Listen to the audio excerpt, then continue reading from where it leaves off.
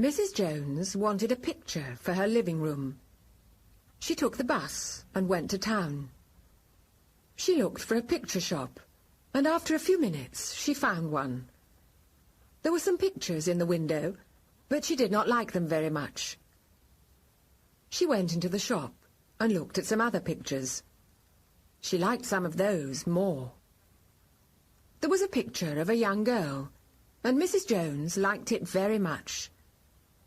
She went to the shopkeeper and said, "How much do you want for this picture?" The shopkeeper turned the picture round. He looked at the back of it and then said, £13. £30? Mrs. Jones said. That's very expensive. I'm going to offer you £20 for it. I said, £13, not £30, the man answered. 13? Mrs. Jones said. Then I'm going to offer you £9 for it. Now answer these questions. Number 1. Why did Mrs. Jones go to town? Number 2. Which picture did she like most? Number 3. What did she say to the shopkeeper? Number 4. What did he say to Mrs. Jones? Number 5. What did she answer? Mary worked in an office in London, and she usually went out and had lunch in a restaurant. She liked foreign food, and often looked in the newspaper for the names of new restaurants, because she enjoyed going to them and eating new things. Sometimes she said, "I don't like this restaurant. I'm not going to come here again." But often she said, "I like this one. I'm going to have my lunch here often." One day, she saw the name of a new Greek restaurant in her newspaper, and she went there for lunch. It was very small, but it was clean and nice, and the food was good. But then Mary found something hard in her mouth. She took it out. It was a button. "Look here, waiter," she said. "I found this button in my food." Thank you, the waiter answered happily. "I looked everywhere for it." Now answer these questions. Number 1. What food did Mary like? Number 2. Where did she go one day? Number 3. What did she find in her mouth? Number 4. What did she say then? Number 5. What did the waiter answer? Peter was 10, and his sister Jane was 8. They lived in the country, 10 kilometres from Cardiff.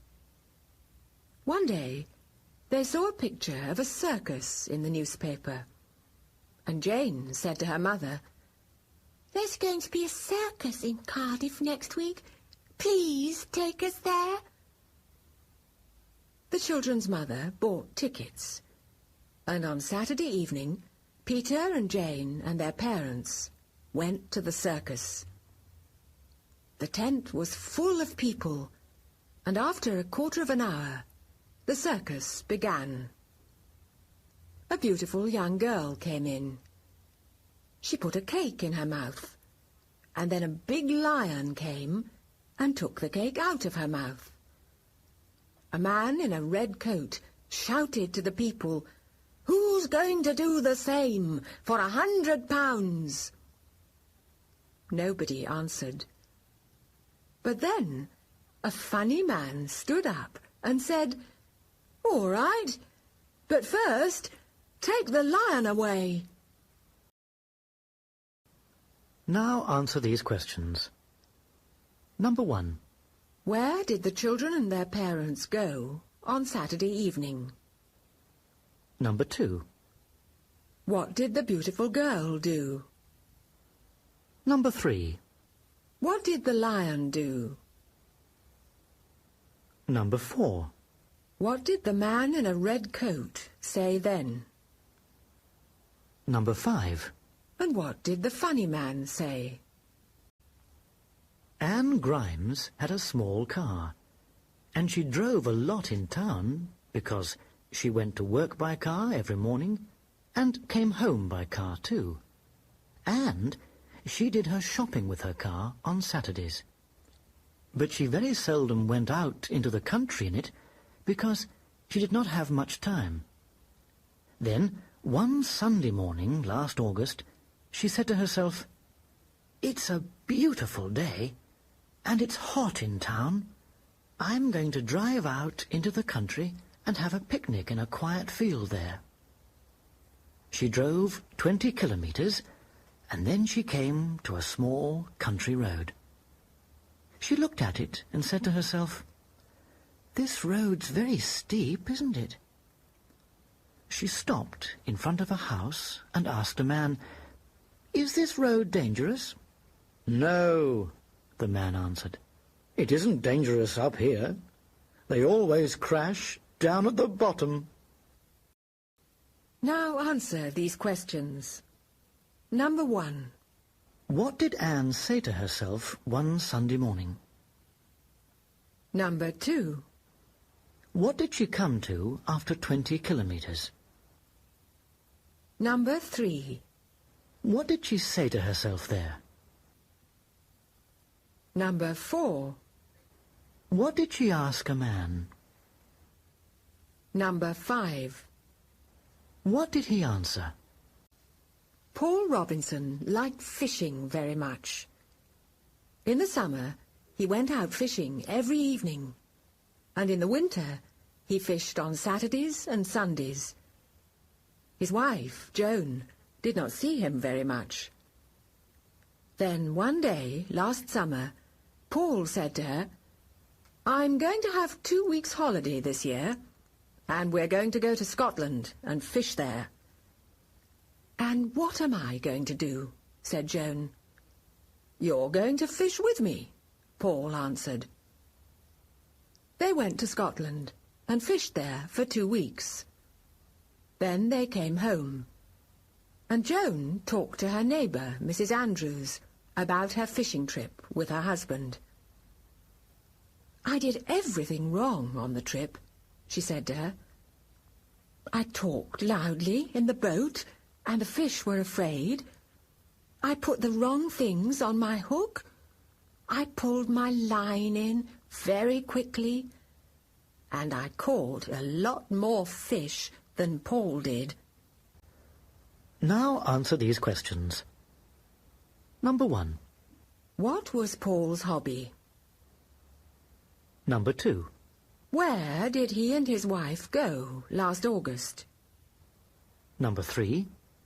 What did they do for 2 weeks? Number 4. Who did Joan talk to after that? Number 5. What did Joan do wrong?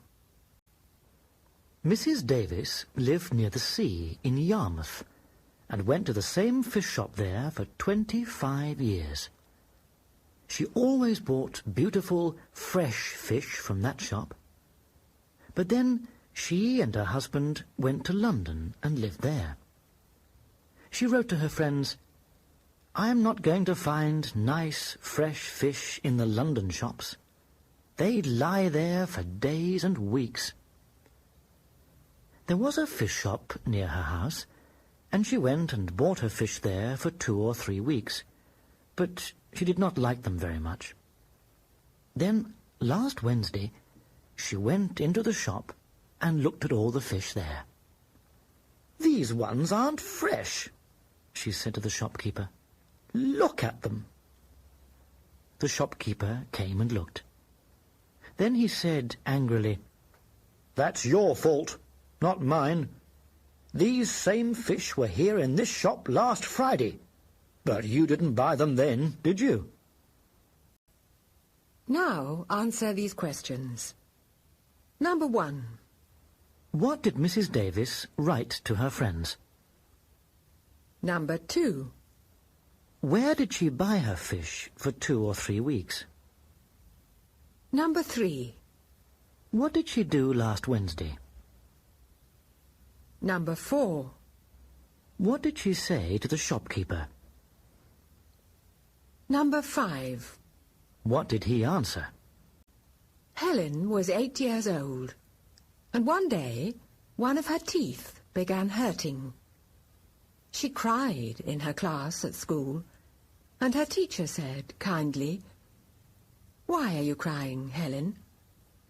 "Because one of my teeth hurts," answered Helen. "Speak to your mother about it," said the teacher, "and then go and see the dentist."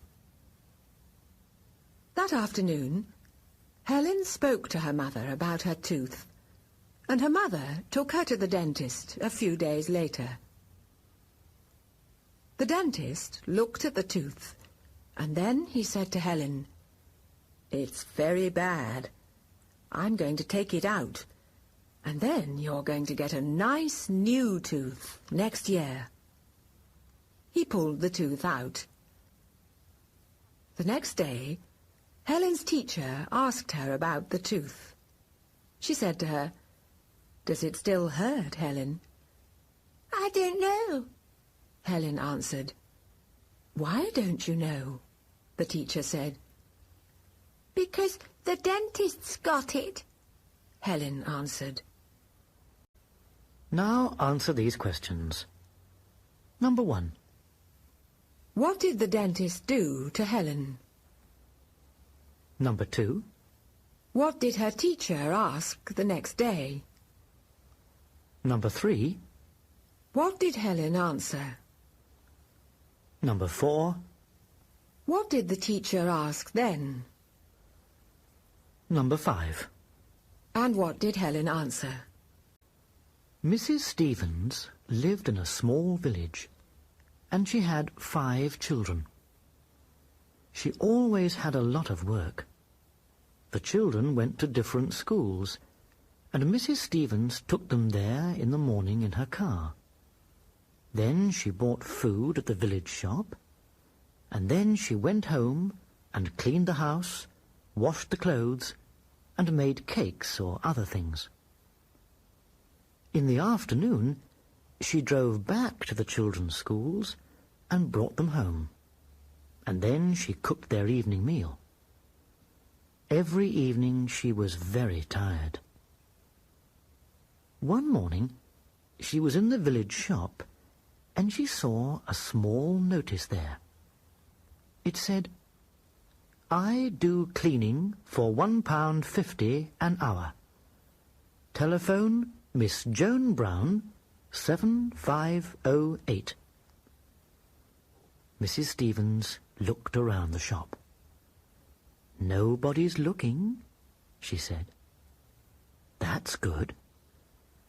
Then she took her pen out of her bag and wrote under the notice, "I do cleaning for nothing. Don't telephone me." Now answer these questions. Number 1. Why did Mrs. Stevens always have a lot of work? Number 2. What did she see in the village shop one morning? Number 3. What did the notice say? Number 4. What did Mrs. Stevens say? Number 5. And what did she write? In hot, sunny countries, a lot of people like eating their meals in the fresh air. During the day, they eat under trees or big umbrellas, because the sun is usually very strong. But in the evening, they eat under the moon and the stars.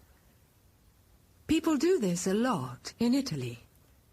The restaurants put tables in a garden or in the street, and most people eat there and not in the restaurants. Renato was an Italian. he came to London and bought a restaurant there. Then he said, "I'm going to put some of my tables in the street here too." But it rains a lot in England.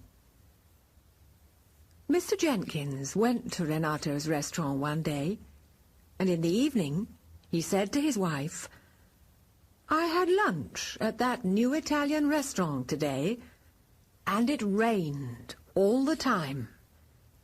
Drinking my soup took 25 minutes.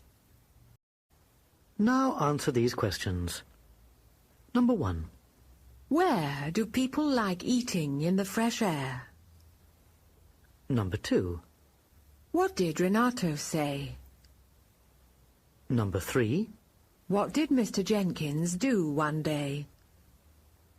Number 4. What was the weather like? Number 5.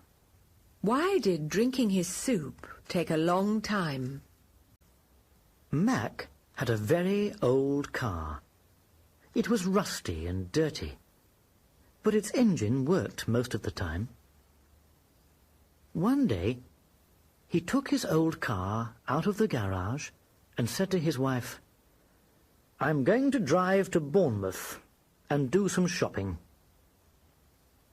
He came to a quiet road after a few kilometres, but then his car stopped.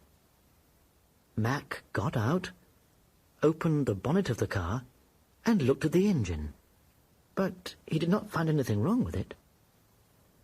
His head was under the bonnet for quite a long time. Then a young man ran to the car and began pulling one of the red lights off the back of it. Mac put his head up, looked at the young man, and shouted, "What are you doing there?" The young man answered, "You can steal the pieces at the front. I'm going to take the ones at the back." Now answer these questions. Number 1. What did Mac's car do on a quiet road? Number 2. What did Mac do then? Number 3. What did a young man do? Number 4. What did Mac shout? Number 5. And what did the young man answer? George was an American. He went to Britain last summer, and he visited some of his British friends there. 2 of them were Mr. and Mrs. Andrews. They lived near Edinburgh, and George stayed in their house for a week and enjoyed it very much.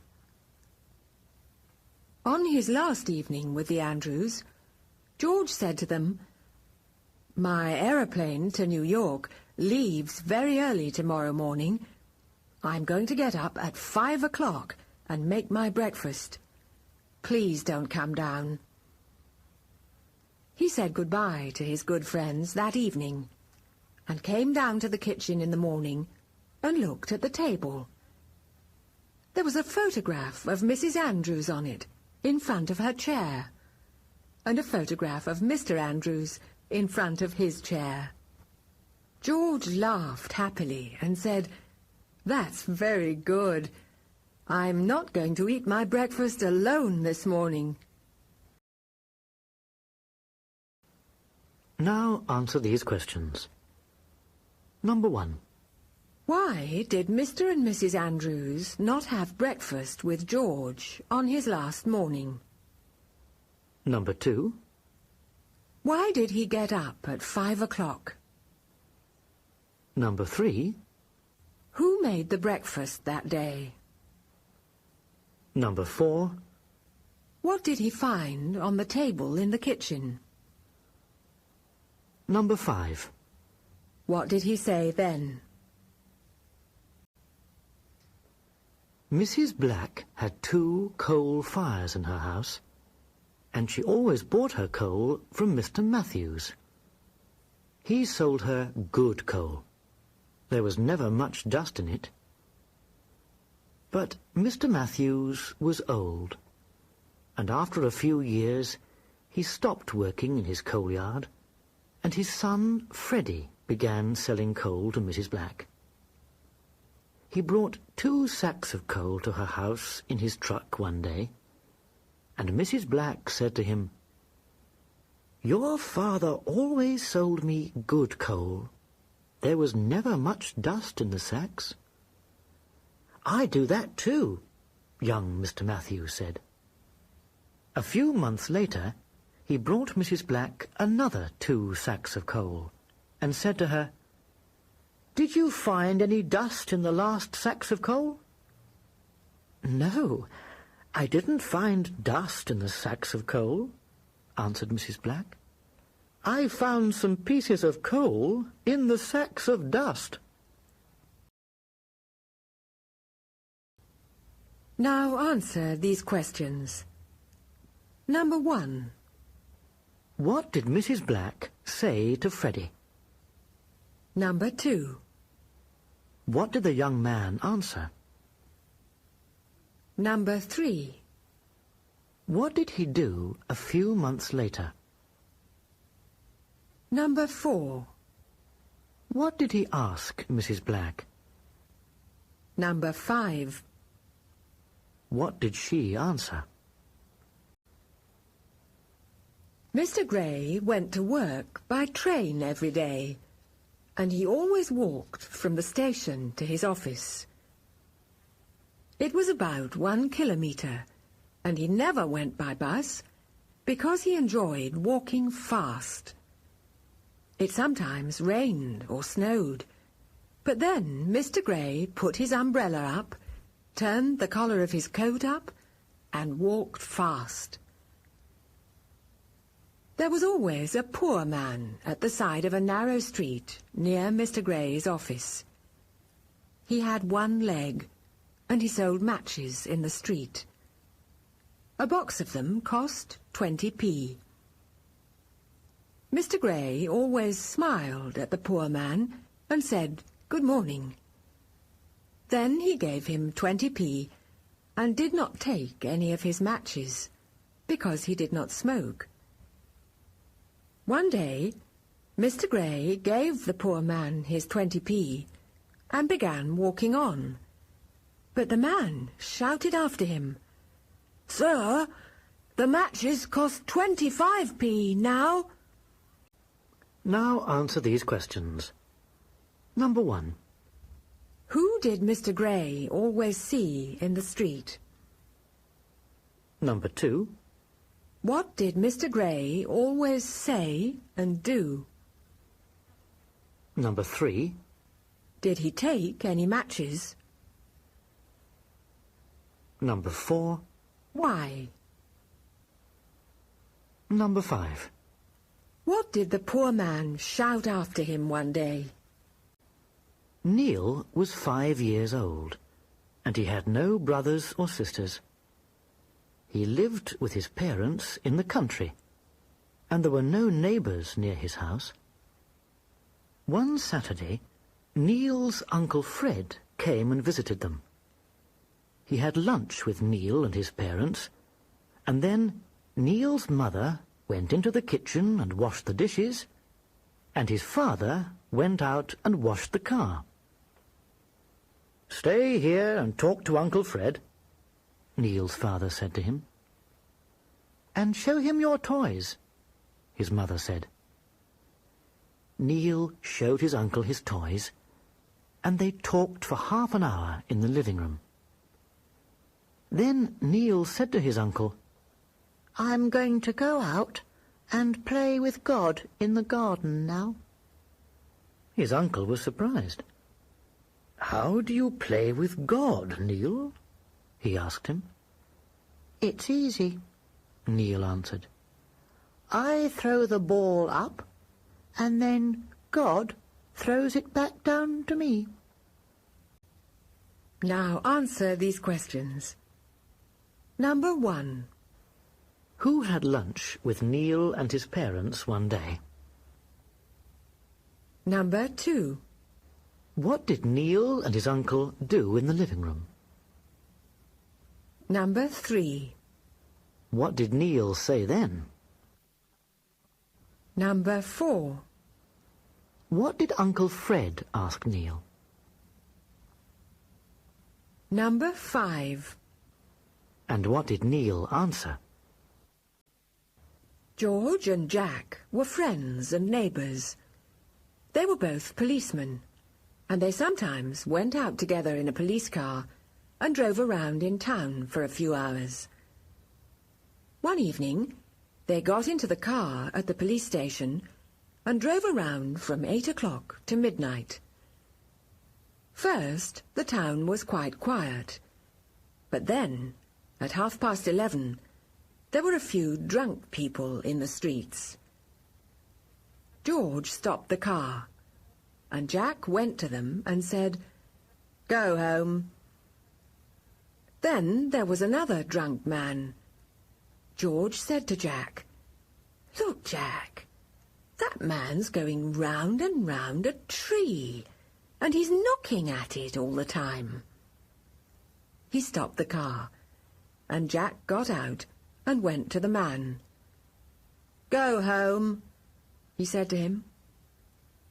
The drunk man stopped, looked at Jack for a few seconds, and then answered, "Don't be stupid. There's a wall right round me." Now answer these questions. Number 1. What did George and Jack do one evening? Number 2. Who did they see in the streets at 11:30? Number 3. What did George say to Jack after that? Number 4. What did Jack say to the drunk man? Number 5. And what did the drunk man answer?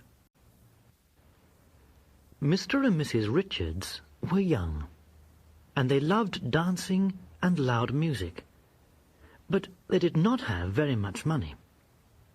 They lived in a small flat and had a small stereo. They listened to it every evening and all the time on Saturdays and Sundays. Mr. and Mrs. Richards both worked hard in a shop, and after a year they had quite a lot of money. Then they went out and bought a big, new stereo. It played music much more loudly than the old one.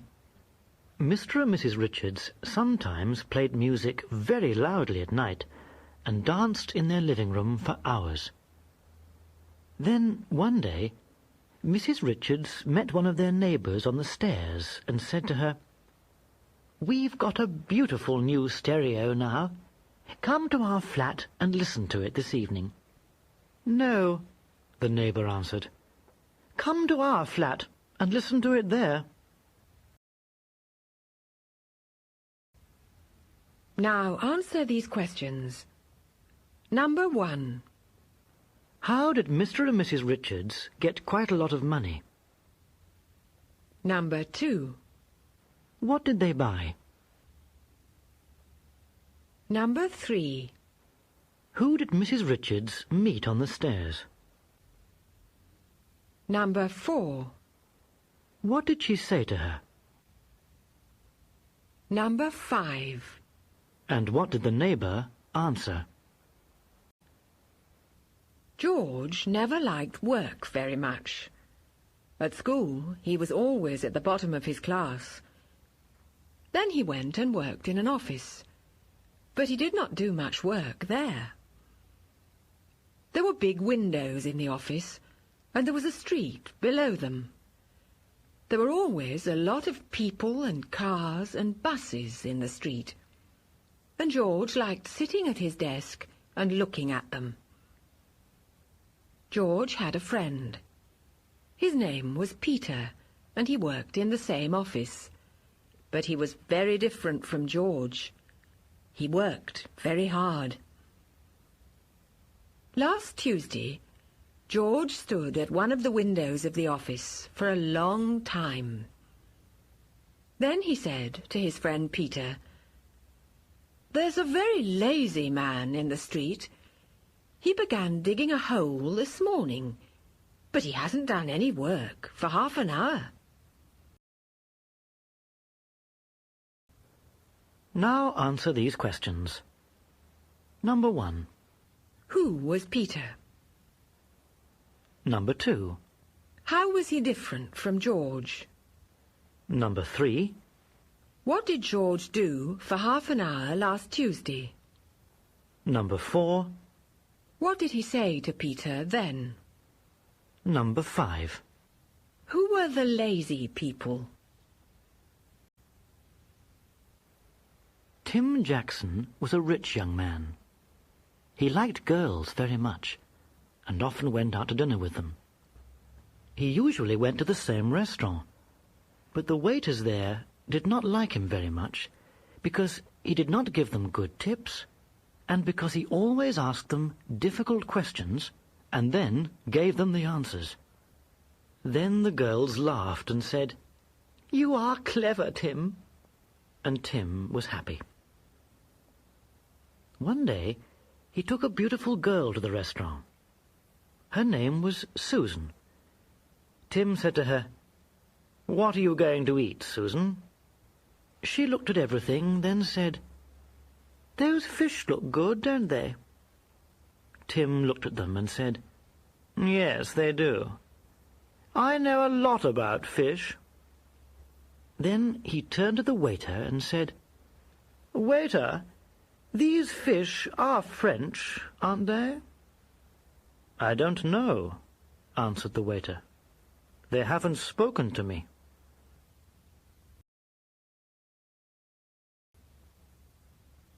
Now answer these questions. Number 1. What did Tim ask Susan in the restaurant? Number 2. What did Susan say to Tim? Number 3. And what did he answer? Number 4. What did he say to the waiter? Number 5. And what did the waiter answer? It was a very hot day in the middle of summer, and there were no trees along the street. Mr. Brown closed his shop at 5:30, went out into the street, and began walking to his bus. He was very fat. The sun shone straight down the street, and in a few minutes Mr. Brown was very hot. A small boy came out of another shop in the street and followed Mr. Brown. He stayed very near him all the time, and he kicked the heels of Mr. Brown's shoes several times. Mr. Brown looked at him angrily each time. After the third time, Mr. Brown stopped, turned round, and said to the small boy, "What are you doing? Stop following me like that. You're going to hurt my heels." "Please don't stop me," the small boy said. "It's very hot today, and there isn't any shade anywhere else in the street."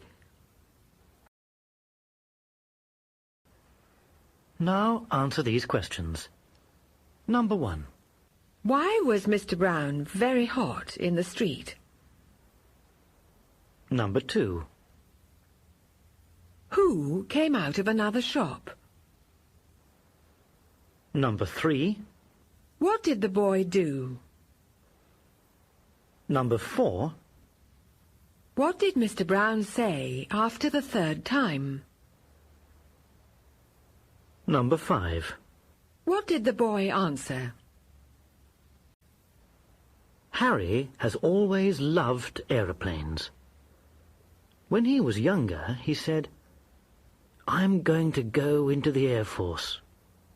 But his eyes were not very good, and he did not get in.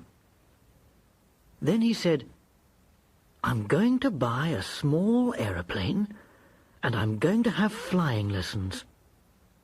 But small aeroplanes and flying lessons are very expensive, and Harry did not have much money.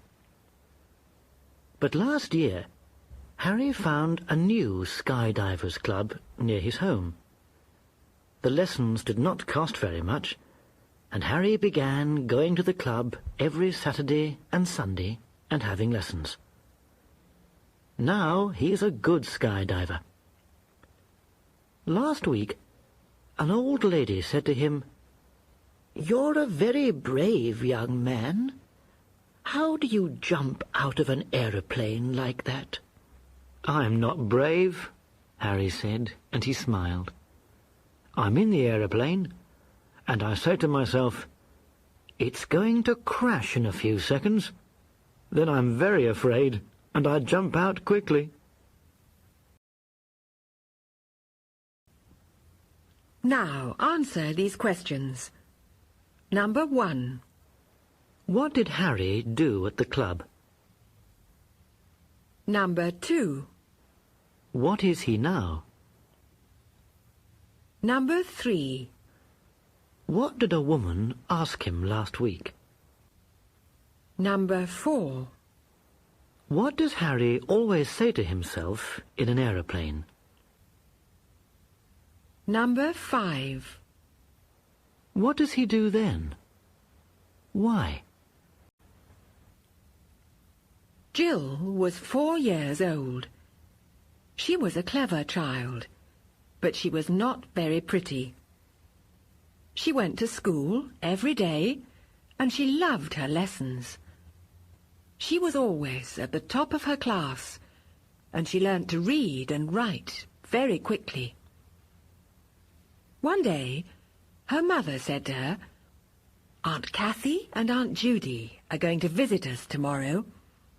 They live in Canada, and you haven't met them, because they very seldom come to England. They're going to have lunch with us." The aunts arrived at 12 o'clock the next day, and Jill's mother gave them some coffee. Then she said, "I'm going to make lunch now," and went into the kitchen.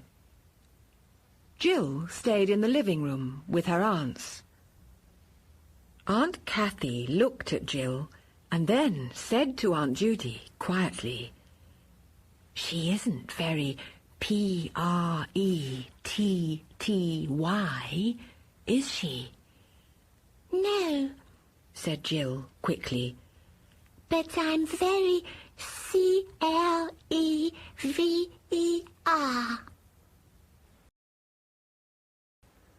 Now answer these questions. Number 1. What did Jill's mother say to her one day? Number 2. When did the aunts arrive? Number 3. What did Jill's mother give them? Number 4. What did Aunt Judy say about Jill? Number 5. And what did Jill answer?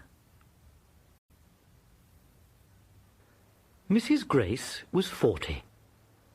One day she said to her husband, "I weighed myself this morning.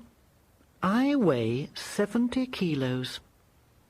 "Is that bad?" answered Mr. Grace. "Yes, it is," Mrs. Grace said. "It's very bad. Each week I'm heavier now. I'm going to eat less, and I'm going to have a walk every day." The next morning she put her coat on and began walking. But during her walk it rained, and the rain went through her coat. That evening she said to her husband, "I want a good coat for my walks. I'm going to go to the shops tomorrow, and I'm going to buy one." The next morning she went into a shop and looked at some coats with a salesgirl. She liked a seal coat very much. "This seal coat's nice," she said to the salesgirl. "But does the rain come through it?" The salesgirl smiled and answered, "Have you ever seen a seal with an umbrella?"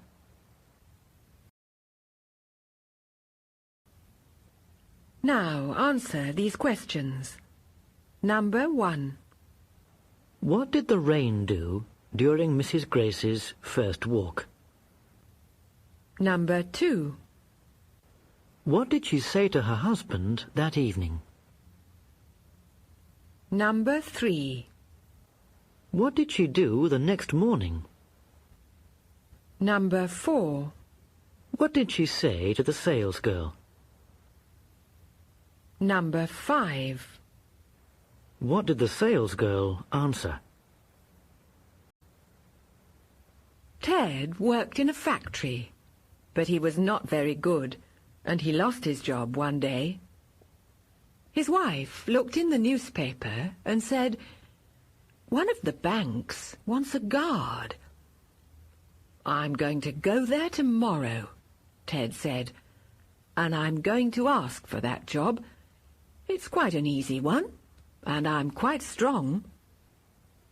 The next morning, he went to the bank at 9:30 and said, "I want that job here, the guard's job." A man gave him a piece of paper. There were a lot of questions on it. "Write your answers under the questions," the man said to Ted. One of the questions was, "Have you ever been in prison?" Ted smiled happily and wrote "No" under this question. Then he looked at the next question. It was "Why?" He thought for a long time, and then he wrote, "Because the police have never caught me."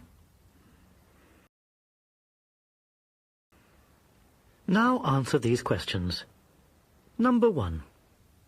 What did the man at the bank do? And what did he say to Ted? Number 2. What was one question on the piece of paper? Number 3. What did Ted answer? Number 4. What was the next question? Number 5. And what was Ted's answer? Ken was 50, and his wife Liz was 48. They had a very old car. "I'm going to sell this car," Ken said to Liz last month. But nobody wanted it, because it was old and did not run well. Last Friday, Ken said to Liz, "I've got some work in Boxbury. Come with me and do your shopping there." Liz was very happy, because her husband very seldom took her out, and she usually shopped in their small village.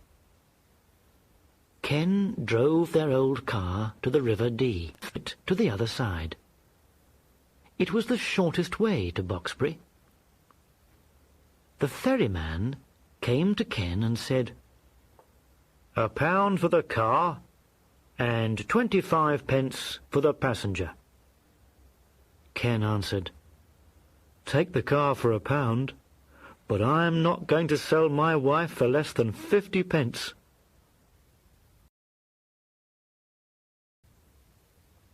Now answer these questions. Number 1. What did Ken say to his wife last Friday? Number 2. Why was she happy then? Number 3. Where did Ken drive first? Number 4. What did the ferryman say to him? Number 5. And what did Ken answer? Mr. Brown had a beautiful shop. He sold sweets, and a lot of children came and bought them after school. But some of them looked into the window of the shop first and put their fingers on the glass, and Mr. Brown did not like dirty windows. Then last week he made a big notice. On it he wrote, "Children, do not put your fingers on this glass. It is dangerous." And then he put it up in the window of his shop. The shop on Mr. Brown's left was a shoe shop, and his friend, Tom Jones, worked there. Tom saw the notice and was surprised. He went into Mr. Brown's shop and said to him, "Why is the glass in your shop window dangerous, Alf? What does it do to the children?" Mr. Brown smiled. "The glass doesn't do anything to the children, Tom," was his answer, "but I give them a hard smack."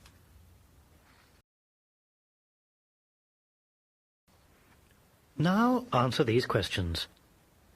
Number 1. What did Mr. Brown sell in his shop? Number 2. What did some of the children do? Number 3. What did Mr. Brown write on his notice? Number 4. What did Tom ask Mr. Brown? Number 5. And what did Mr. Brown answer?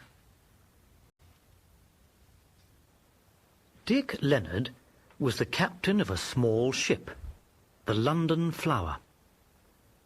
Sometimes it took engines from one port to another. Sometimes it took furniture. And sometimes it took other things. But sometimes there was no work for it, and the ship was empty.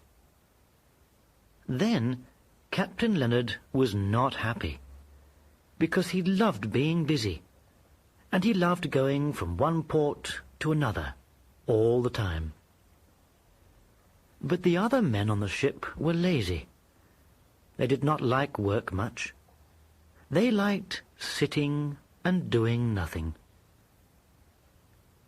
One day, Captain Leonard did not see 2 of them for a long time. He looked for them. He opened a door and shouted down some stairs, "Who's there?" "William, Captain," was the answer. "What are you doing there, William?" the captain asked. "Nothing, Captain," William answered. "Is Tom there?"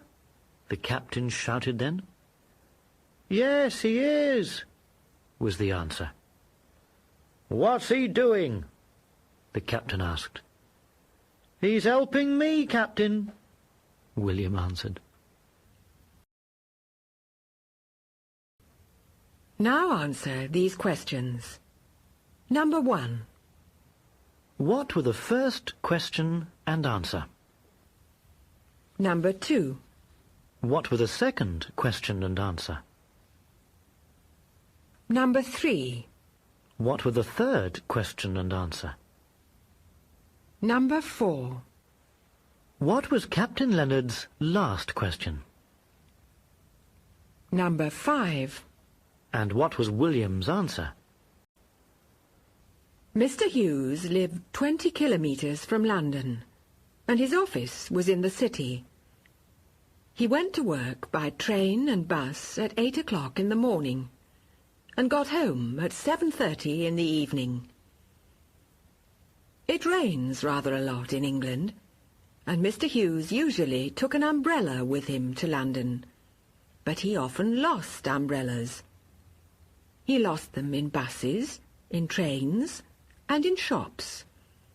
His wife often said to him, "Umbrellas are expensive, David, and you buy one every week. Bring this one home this evening." One evening, Mr. Hughes saw an umbrella in his train. "Today, I'm not going to lose my umbrella," he said happily, and he took the umbrella, got out of the train at his station, and brought the umbrella home. His wife saw it, and began laughing. "But David," she said, "you didn't take an umbrella with you this morning. That one isn't yours."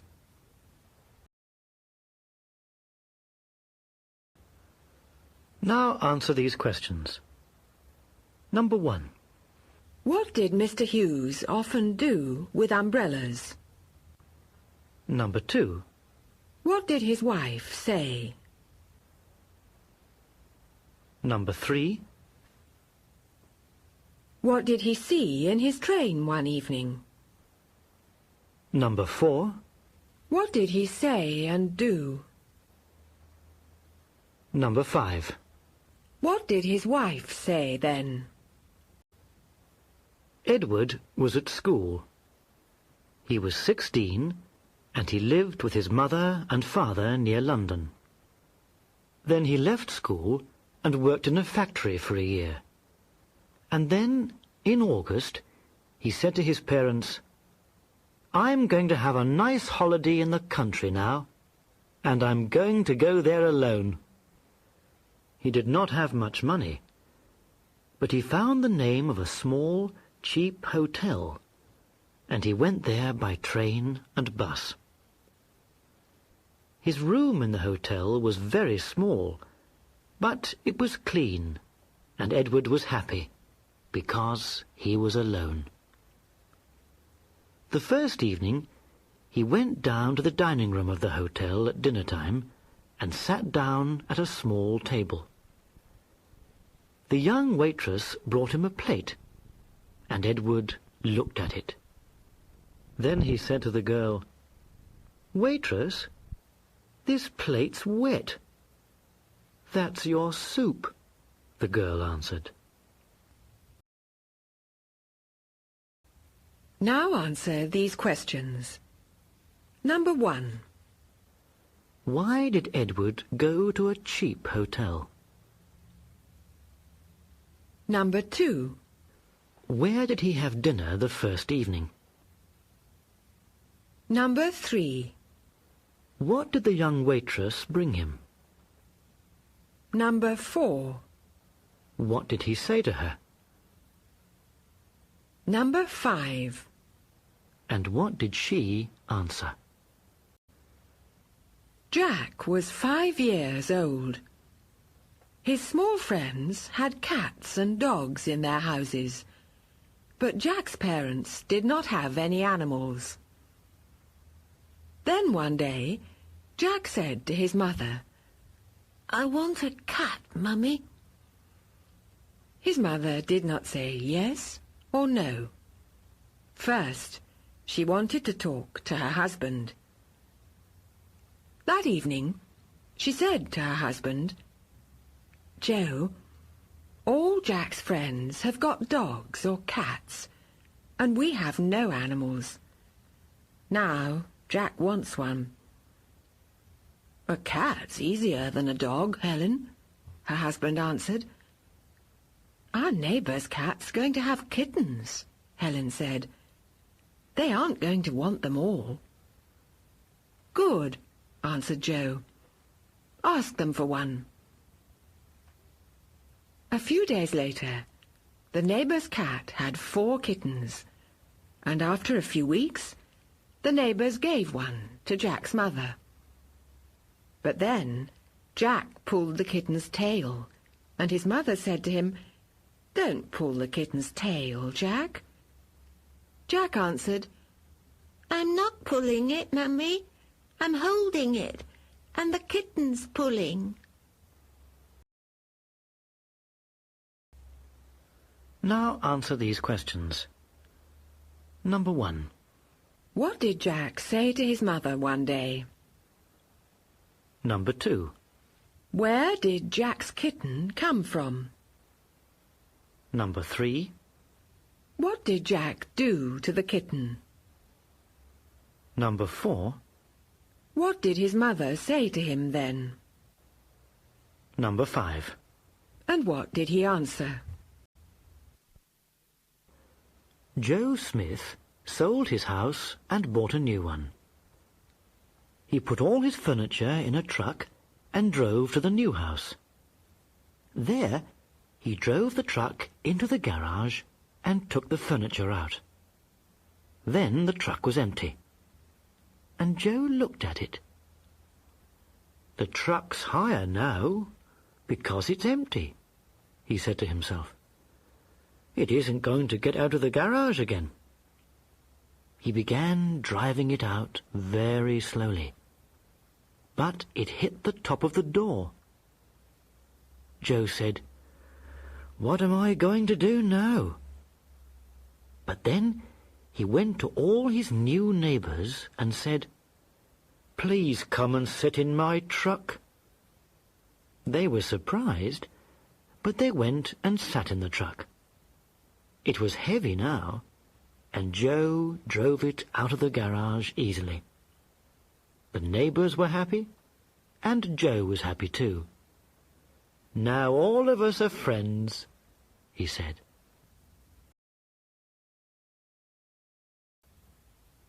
Now answer these questions. Number 1. Why did the truck hit the top of the door? Number 2. What did Joe say to his neighbours then? Number 3.